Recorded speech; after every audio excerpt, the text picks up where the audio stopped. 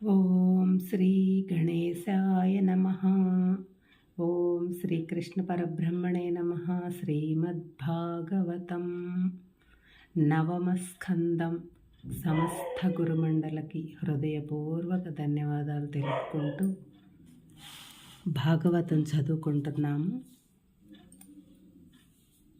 దుర్వాసుడిది అంబరీషుని కథ అయిపోయింది. ఇక్ష్వాకు వంశము మాంధాత. అంబరీషుని మనవడైన రథీతరునికి అంగీరసముని వరప్రభావన బ్రహ్మ తేజస్సుతో పుట్టిన పుత్రులు అంగీరసులనబడే బ్రాహ్మణులుగా ప్రసిద్ధులయ్యారు. ఒకరోజు వైవస్వత మనువు అంటే తుమ్మగా ముక్కు నుంచి ఇక్ష్వాకు పుట్టాడంట. ఆయన తుమ్మేసరికి ఆ ముక్కు నుంచి పుట్టాడంట ఆయన.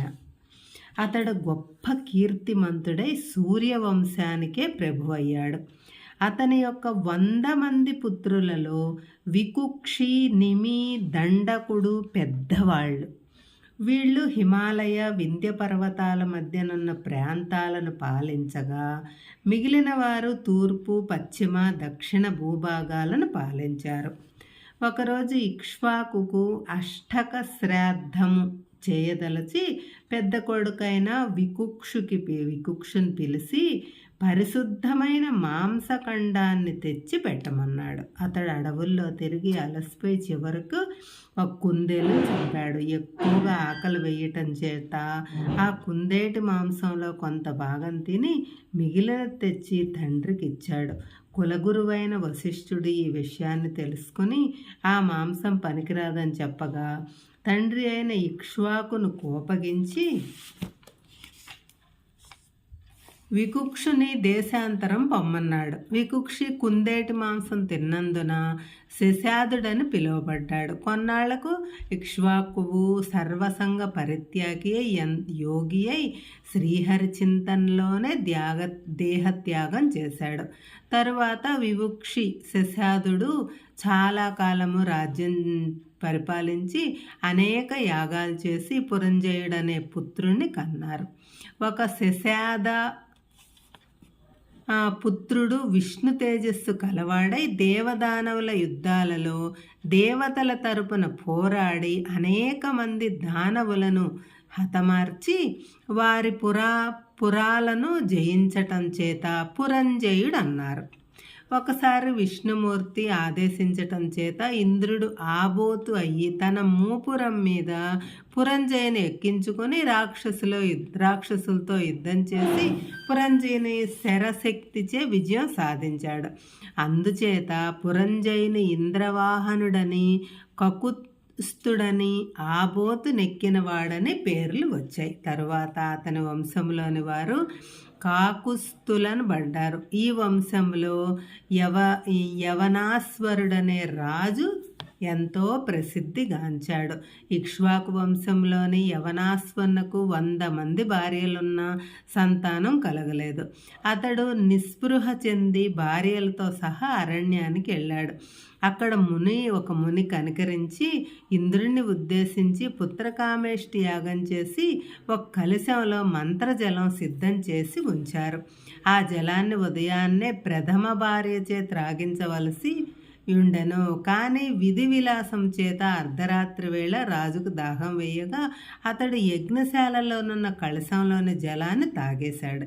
ఉదయాన్నే మునులు వచ్చి ఆ జలాన్ని పట్టప్రాణిచే తాగించాలని చూసేసరికి కలశం ఖాళీగా ఉంది. ఏమీ జరిగిందని అందరినీ అడుగగా రాజే తాగినట్లు తెలుసుకొని విధి నిర్ణయం అలాగున్నదని ఊరుకున్నారు. కొన్నాళ్లకు రాజు గర్భధారణ చేయగా అతని పొట్ట చీల్చుకొని ఒక బిడ్డ వచ్చాడు. రాజు మరణించిన దైవానుగ్రహం చేత సిద్ధి పొందాడు.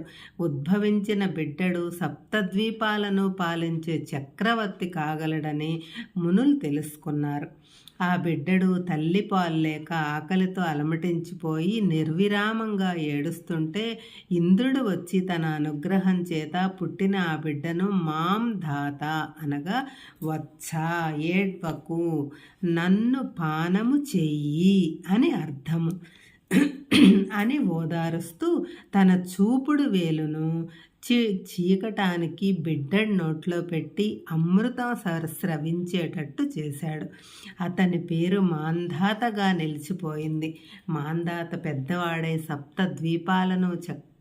సప్తద్వీపాలకు కూడా చక్రవర్తి అయ్యాడు. రావణుడి వంటి పరాక్రమశాలులను కూడా రక్షించాడు. అందుచేతనే అతనిని త్రసదస్యుడన్నారు. అతడు అనేక యజ్ఞయాగాలను చేయించాడు. అతనికి శతబిందుని పుత్రిక అయి బిందుమతి యందు పురుకుత్సుడు, అంబరీషుడు, ముచుకుందుడు అనే పుత్రులు 50 మంది పుత్రికలు కలిగారు. అతడు మహావిష్ణువును ఆరాధించేవాడు.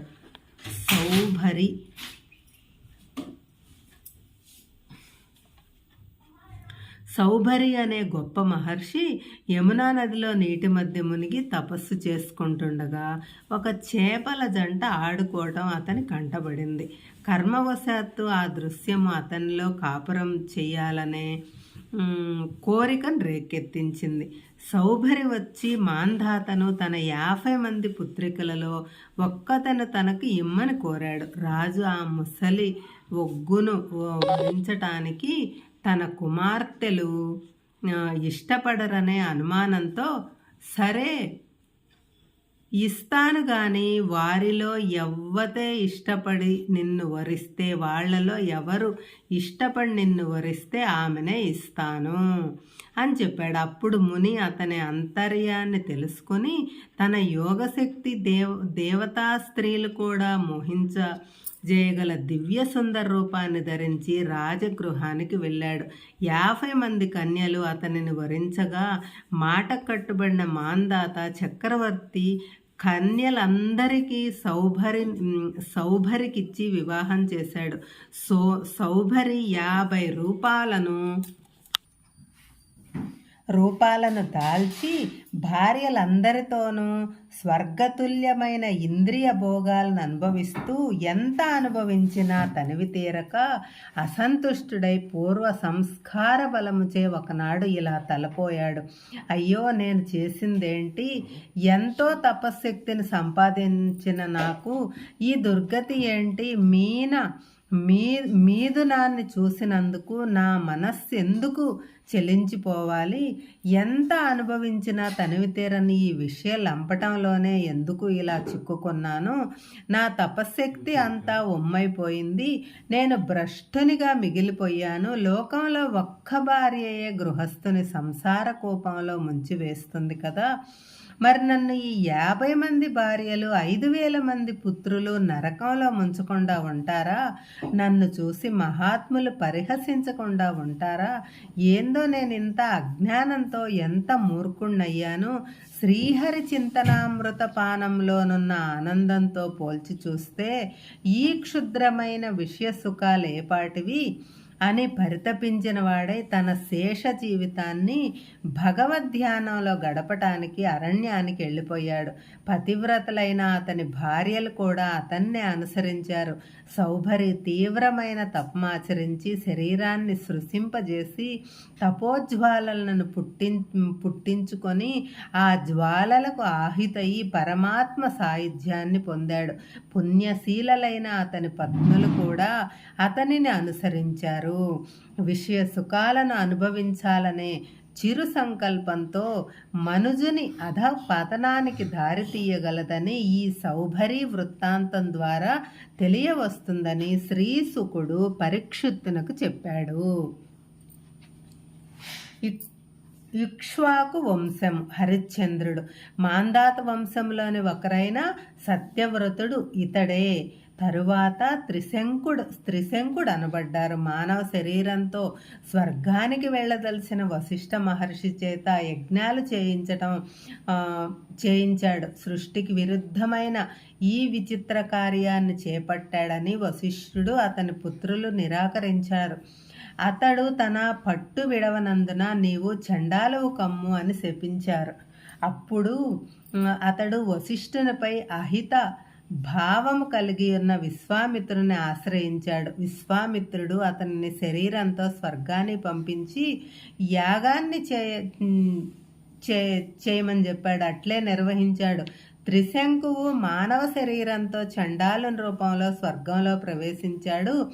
దీనిని సహించలేని ఇంద్రాదేవతలు అతన్ని కిందికి తోసివేయగా త్రిశంకుని ఆర్తనాదం వినిన విశ్వామిత్రుడు కుపితుడై తలక్రిందులుగా కిందకి పడిపోతున్న త్రిశంకుని ఆకాశ మధ్యంలోనే నిలిపివేసి అతని కోసం అక్కడనే ఒక స్వర్గాన్ని సృష్టించాడు. ఆ స్వర్గానికి ఒక బ్రహ్మను కూడా సృష్టించబోనుకొనగా దేవతలు వచ్చి వారించి ఆ ప్రయత్నాన్ని విరమింపజేశారు. దానినే త్రిశంకు స్వర్గం అంటారు. త్రిశంకు అలాగే ఉన్నాడని ప్రతీతి. త్రిశంకు కుమారుడు హరిశ్చంద్రుడు. అతడు సత్యవ్రతుడు. అతని సత్యసంధతను పరీక్షించటానికి వశిష్ఠ విశ్వామిత్రుల మధ్యనున్న వైరము మరింత పెరిగింది. విశ్వామిత్రుడు హరిశ్చంద్రుని పరీక్షించటానికి అతని వద్దకెళ్ళి యాగదక్షిణ నెపంతో అతని సర్వస్వము తీసుకున్నాడు. అతనిని ఒక నీచ వ్యక్తికి బానిసగా నుండే దురవస్థకు గురిచేశాడు. అయినా సత్యహరిశ్చంద్రుడు అసత్యమాడకుండా అన్ని కష్టాలు సహించి తన సత్యసంధతను నిరూపించుకున్నాడు. ఆ విధంగా హరిశ్చంద్రుని బాధపెట్టినందుకు వశిష్ఠుడు విశ్వామిత్రుని గ్రద్దవు కమ్మని శపించాడు. విశ్వామిత్రుడు కూడా వశిష్ఠుని నీవు కొంగవు కమ్ము అని ఎదురు శపించాడు. పక్షి రూపాల్లో కూడా వారిద్దరూ పోట్లాడుకోవటం మానలేదు. హరిశ్చంద్రుని గురించి ఇంకొక కథ కూడా ఉంది. హరిశ్చంద్రుడు సంతానహీనుడు కావటం చేత దుఃఖితుడై నారద మహర్షి ఉపదేశం ప్రకారం వరుణదేవుని ఆరాధించాడు.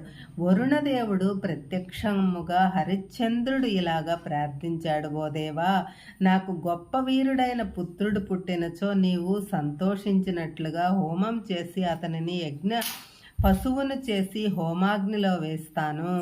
నాకు పుత్రుడు లేని వెలితి లేకుండా చేయుము అని కోరాడు. కొంతకాలానికి అతనికి ఒక పుత్రుడు కలిగాడు. అతని పేరు రోహితుడు. వరుణదేవుడు వచ్చి యజ్ఞ పశువుగా కుమారుని ఇస్తానన్న మాటకు జ్ఞాపకం చేశాడు.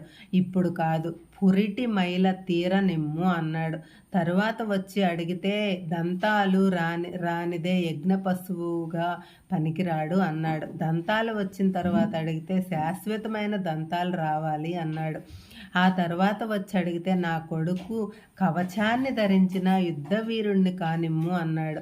ఈ విధంగా పుత్ర వ్యామోహంతో తన ప్రాణాలను కాపాడాలని తన తండ్రి మాట తప్పి ఏదో ఒక మిషతో వాయిదాలు వేస్తున్నాడని గుర్తించిన రోహితుడు తన్ను తానే రక్షించుకోవాలనుకొని విల్లమ్ములు పట్టుకొని అడవులకు వెళ్ళిపోయాడు. మోసగింపబడిన వరుణుడు హరిశ్చంద్రుని పట్టుకొని అతనికి ఉదర వ్యాధిని కలుగజేశాడు. ఈ వార్త విని రోహితుడు తండ్రి వద్దకు తిరిగి వెళ్తుంటే దారిలో ఇంద్రుడు అడ్డు తగిలి తీర్థయాత్రలు చేసి రమ్మని పంపివేశాడు. ఈ విధంగా ప్రతి సంవత్సరము రోహితుడు ఇంటికి వెళ్ళబోతుండగా ఇంద్రుడు అడ్డుకొని వెనక్కు పంపించడం ఇలా 5 సంవత్సరాలు జరిగింది. 6వ సంవత్సరంలో రోహితుడు ఇలా తలపోశాడు. వరుణ్ణి ప్రీతికై నరమేధ యజ్ఞం చేస్తేనే గాని తన తండ్రి యొక్క మాట నిలువదు. అసత్య దోషము చేతనే తండ్రి రోగగ్రస్తుడై ఉండవచ్చు అని భావించి దారిలో అజీగర్తుడనే భార్గవ వంశజుడైన బ్రాహ్మణుని కలుసుకొని అతని కుమారుడైన సునచ్చేపుని యజ్ఞ పశువుగా వినియోగించటానికి కొని తెచ్చి తండ్రికిచ్చాడు. హరిశ్చంద్రుడు నరమేధయాగం చేశాడు. దానికి భృగు మహర్షి, అధ్వర్యుడు, విశ్వామిత్రుడు, హోత, జమదగ్ని, ఋత్విజుడు, వశిష్ఠుడు సామవేదాన్ని గానం చేసిన ఉద్గాత వరుణుడు తృప్తి చెందాడు. ఇంద్రుడు సంతసించి హరిశ్చంద్రునికి ఒక బంగారు రథాన్ని బహూకరించాడు. హరిశ్చంద్రుని ఎడ ప్రసన్నుడైన విశ్వామిత్రుడు అతనికి జ్ఞానబోధ చేయగా అతని అజ్ఞానం నశించి ఆత్మ దర్శనమై పరమానందధామ ప్రాప్తి కలిగినది. దేవతలు ఆశీర్వదించారు.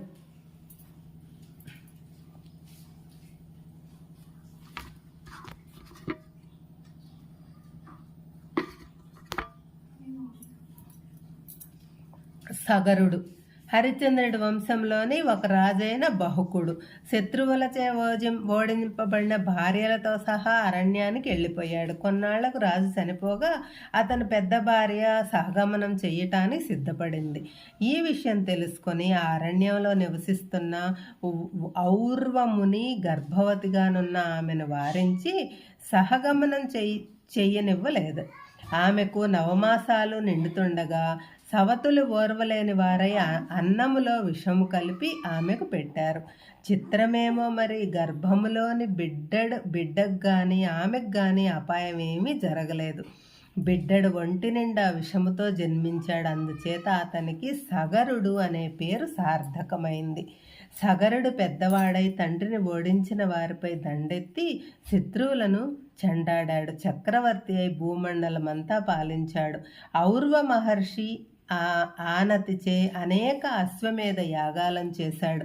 ఒక యజ్ఞములో అతడు విడిచిన అశ్వాన్ని ఇంద్రుడు అపహరించుకుపోయి నాగలోకంలో తపస్సు చేసుకుంటున్న కపిల మహర్షి ఆశ్రమంలో కట్టివేశాడు. సగరునికి కేసిని, సుమతి అనే 2 భార్యలున్నారు. కేసిని కుమారుడు అసమంజసుడు. సుమతికి 60,000 మంది పుత్రులు కలిగారు. వారు మహాబలవంతులు, అహంకారులు కూడాను. వారు గుర్రం గురించి భూమండలంలోని 7 ద్వీపాలను గాలించినా అది ఎక్కడా కనిపించలేదు. తమ బాహుబలంతో భూమిని తవ్వి పాతాళం వరకు వెళ్ళిపోయారు. అక్కడ ఇంద్రునిచే కపిలాశ్రమంలో కట్టివేయబడిన యజ్ఞాశ్వం కనపడగానే వారు రోషంతో అక్కడే ధ్యాన నిమగ్నులై ఉన్న కపిల మహర్షిపై విరుచుకుపడ్డారు. ఈ కపట సన్యాసియే గుర్రపు దొంగ పరమ సాధువులాగా వేషం వేసుకొని ఏమీ ఎరగని వాళ్ళ కళ్ళు మూసుకొని ఈ మూల కూర్చున్నాడు. ముల్లోకాలు ఎక్కడ దాక్కున్నా ఈ సగర పుత్రుల నుంచి తప్పించుకొన జాలరని తెలియదు కాబోలు ఈ దొంగను చిత్రహింస చెయ్యండి, చంపండి అంటూ కేకలు వేసుకుంటూ ఆయుధాలతో మీద పడిపోయారు. ఆ కలకలం విని కపిల మహర్షి కళ్ళు తెరవగానే క్రోధాగ్నేయ జ్వాలలై విజృంభించి అహంకార జల గర్వ మధాంధులై ఆ సగర పుత్రులను 60,000 మందిని దహించి వేసింది. వారు చేసిన అపచారమే వారిని దహించి వేసినది గాని కపిలుని క్రోధాన్ని కాదు. అతడు శుద్ధ సత్వ స్వరూపుడు. అతనికి ఎవ్వరి యందు ద్వేషం ఉండదు. అతడు లోకంలో సాంఖ్యయోగాన్ని బోధించటానికి అవతరించిన విష్ణుమూర్తి. అతనికి కోపమే ఉండదు. సగరుని ప్రథమ భార్య పుత్రుడైన అసమంజసుడు పూర్వజన్మలో ఒక యోగి. అతడు సహవాస దోషముచే భ్రష్టుడై సగరపుత్రుడై పుట్టిన పూర్వజన్మ స్మృతి ఉన్నందున విరక్తుడై అయోగ్యుడనిపించుకొని నిదార్హమైన పనులు చేస్తుండేవాడు. తనపై తన తండ్రికి ఉన్న మమకార బంధాన్ని తొలగించాలని ప్రజలు తన్ను అసహించుకొని తండ్రికి ఫిర్యాదు చేయాలని అతడు అయోధ్యానగర వీధుల్లో ఆడుకుంటున్న పిల్లలను తీసుకుని వెళ్ళి సరయూ నదిలో పడవేసేవాడు. ప్రజలు హాహాకారాలు చేయగా రాజు అతనిని రాజ్యం విడిచిపోమ్మన్నాడు. తాను కోరుకున్నదే జరిగిందని సంతసించి అసమంజసుడు చనిపోయిన పిల్లలందరినీ తన యోగశక్తితో బతికించి తల్లిదండ్రులకు ఒప్పచెప్పాడు. అందరూ ఆశ్చర్యపోయారు. రాజు పశ్చాత్తాపడ్డాడు. అయినా అసమంజసుడు ఇల్లు విడిచి ఎక్కడికో వెళ్ళిపోయాడు. అతని పుత్రుడే బుద్ధిమంతుడైన అంశుమంతుడు. అతడు సగర చక్రవర్తికి అన్ని విధాలా తోడ్పడుతుండేవాడు. తాతగారి యాగాశ్వాన్ని వెతకి తేవాలనే సంకల్పంతో అంశుమంతుడు తన తండ్రులు వెళ్ళిన మార్గాన్ని అనుసరించి కపిలాశ్రమం చేరాడు. అక్కడ రాసులు రాసులుగా పడి ఉన్న భస్మపు కుప్పలను అశ్వాన్ని చూశాడు. కపిల భగవానుని సమీపించి ఇలా స్తుతించాడు: ఓ దేవా, నీవు పరమాత్మవు, ఆ బ్రహ్మదేవుడే నీ గురించి తెలుసుకోలేనప్పుడు అతనిచే సృష్టించబడిన అల్పజీవులము, త్రిగుణాలతో కూడి ఉన్న దేవా, ధారులము అయిన మా వంటి వారికి సాధ్యపడుతుందా స్వామి? మేము దేహమే సర్వస్వం అని భావించి మాలోనే అంతర్యామివై వెలసి ఉన్న నిన్ను గుర్తించలేని జీవరాశులము నేడు నీ దర్శన భాగ్యం వలన నా మోహం వీడి ధన్యుడనైనాను అని ప్రార్థించిన అంశుమానునితో కపిల భగవానుడిలా అన్నాడు: ఓ బుద్ధిమంతుడా, ఈ అశ్వాన్ని కొనిపో, మీ తాతకు ఇమ్ము. నీ తండ్రులు అవివేకులై బూడిద అయ్యారు. ఆ బూడిద రాసులైన గంగాజలము ప్రవహిస్తే శుభమవుతుంది అని చెప్పిన కపిలమునికి అంశుమానుడు ప్రణమిల్లి సెలవు తీసుకున్నాడు.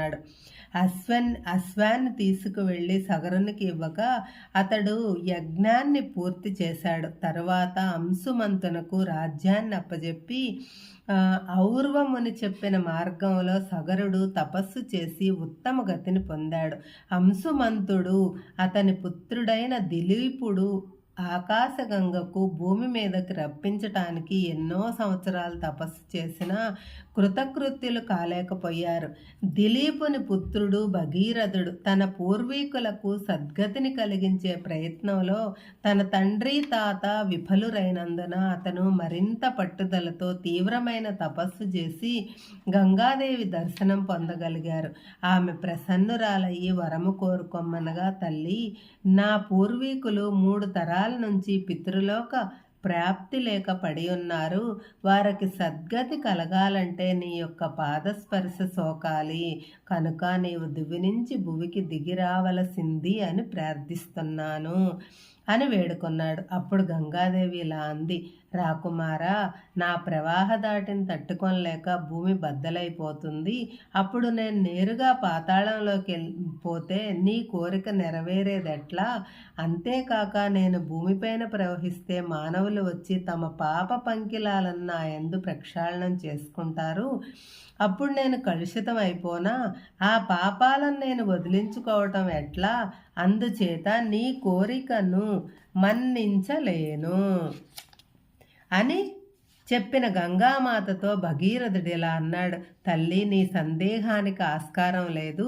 సర్వపాపాలను హరించి వేయగల శ్రీహరి బ్రహ్మనిష్ఠులైన ఋషుల హృదయాల్లోనూ సన్యాసి సాధు సత్తముల హృదయాల్లోనూ సదా నివసించి ఉంటాడు గనుక అట్టి మహాత్ముల స్పర్శ చేత నీలో చేరిన పాపాలన్నీ తొలగిపోతాయి. ఎల్ల శరీరధారులకు విశ్వాత్ముడైన విశ్వనాథుడు నీ యొక్క ప్రవాహ భారాన్ని ధరించగల సమర్థుడు. ఆయన నేను ప్రార్థిస్తాను, నీవు నా ప్రార్థనను అనుగ్రహించము అనగా గంగాదేవి సరే అంది.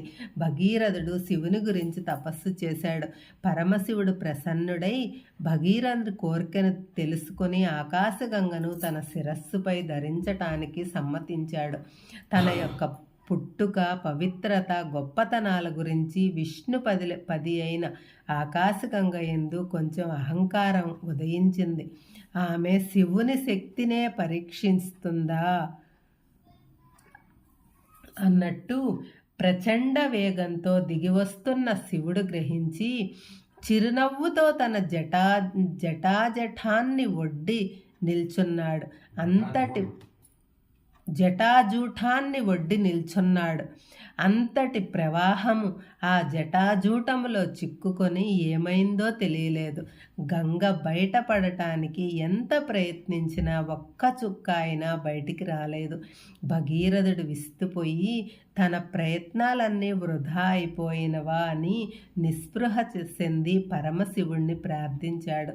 శివుడు కరుణించి తన జటాజూటములోని ఒక్క ఎంట్రుక నుంచి గంగ కొద్ది కొద్దిగా బయటకు వచ్చినట్లు విడిచిపెట్టాడు. అదియే నదీ ప్రవాహమై భగీరథుని రథము వెంట పరుగులెత్తుతూ పారి సగర పుత్రుల భస్మరాశులపై ప్రవహించి వారిని పునీతులను చేసింది. శ్రీహరి చరణారవిందములో పుట్టి శివ జటాజూటాన్నధిష్ఠించి భూమిని పవిత్రం చేసిన ఆ పావన గంగానదిలో మునిగి మునీంద్రులు కొందరు శ్రీహరి సాయుధ్యాన్ని పొందారు. భగీరథునిచే భువికి రప్పించబడినందున గంగ భాగీరథి అనబడినది.